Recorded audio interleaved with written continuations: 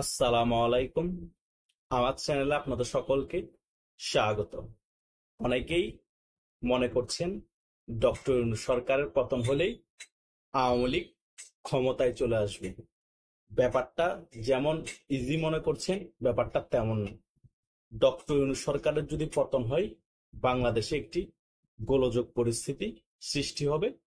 তাতে হয়তোবা আওয়ামী লীগ কিছু বেনিফিট পাবে, কিন্তু সবচেয়ে বেশি ক্ষতিগ্রস্ত হবে বিএনপি এবং জামাতে ইসলাম। কিন্তু জামাতে ইসলামের থেকেও বেশি ক্ষতিগ্রস্ত হবে বিএনপি। কারণ বিএনপি ডক্টর ইউনূস সরকার থাকাকালীন অবস্থায় অনেক ভালো পজিশনে আছে, কিন্তু ডক্টর ইউনূস সরকার পতনের সাথে সাথে বাংলাদেশে যখন মেসাকার পরিস্থিতি সৃষ্টি হয়ে যাবে, তারপরেই শুরু হবে বাংলাদেশে সামরিক শাসন। কেন সামরিক শাসন শুরু হবে? কারণ হুট করে তখন আওয়ামী লীগ তাদের পজিশন নিতে কষ্ট হয়ে যাবে। আওয়ামী লীগও পজিশন নেওয়ার চেষ্টা করবে, বিএনপি তাদের পজিশন ধরে রাখার চেষ্টা করবে, জামাতও তাদের পজিশন ধরে রাখার চেষ্টা করবে রাজপথে। তখনই একটা ক্ল্যাশ হবে।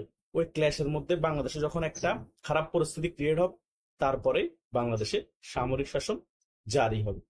এইবার বলতে পারেন, বাংলাদেশের সামরিক শাসন যদি জারি হয়, তাহলে কোন দলটা সবচেয়ে বেশি বেনিফিশিয়াল হবে?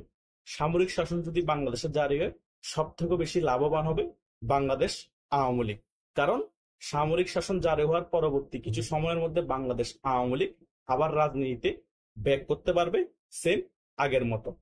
বিএনপি বলেন, জামাত বলেন, তারও রাজনীতিতে থাকবে, কিন্তু একক আধিপত্য এখন যেমন বিএনপির আছে এবং জামাত ইসলামীর আছে, তখন আর একক আধিপত্য থাকবে না। তখন ব্যালেন্স চলে আসবে বাংলাদেশের রাজনীতির মধ্যে। কিন্তু সামরিক শাসনটা হয়তোবা 1 বছর 2 বছর তখন স্থায়িত্ব হতে পারে। তারপরে গিয়ে একটি তত্ত্বাবধায়ক নির্বাচনকালী সরকারের আন্ডারে একটি সুষ্ঠু নির্বাচন হতে পারে। সেই নির্বাচনে কে জয়লাভ করবে, কে আবার ক্ষমতায় আসবে, সেটা তখনই ডিসাইড করা যাবে। এছাড়া আগে থেকে আগা বলা যাবে না। তখনই পরিস্থিতি কার ভালো, কোন রাজনৈতিক দলের পরিস্থিতি তখন ভালো পর্যায়ে আছে, তখনই সেটা কনফার্মলি বলা যাবে।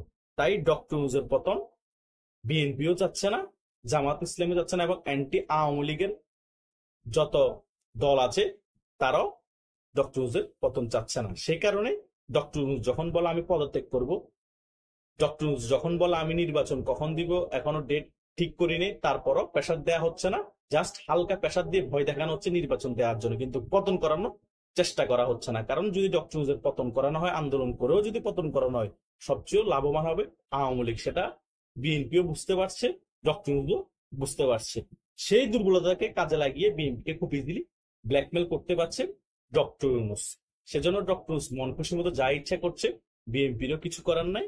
আর জামাত তো ডক্টর ইউনূসের এখন আশেপাশেরই একটা রাজনৈতিক দল, তো তাদের তো এমনি কোনো সমস্যা নেই, তারা তো এমনি ক্ষমতা আসবে না।